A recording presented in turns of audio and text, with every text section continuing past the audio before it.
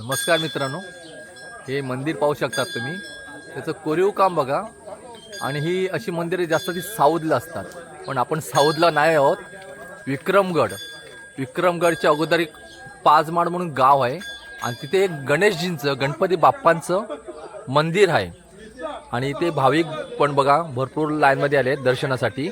आणि इथेच आमचा नाश्त्याचा हॉल होता सकाळचा. हे बघा, आमचे सगळे पदयात्री इथे नाश्ता करतायत.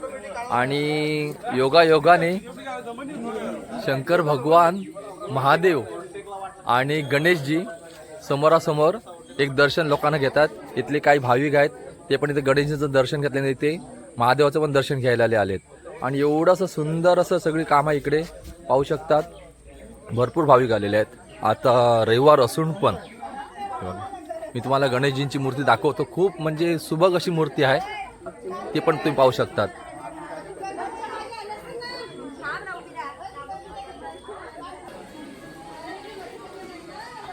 गणपती बाप्पा. आणि ते गणपती बाप्पाचा मी जे जे काय करून घेतला सर्वांकडून ते पाहिलंच असेल की ती एकदम मन प्रसन्न जाणारी अशी मूर्ती आहे गणपती बाप्पांची.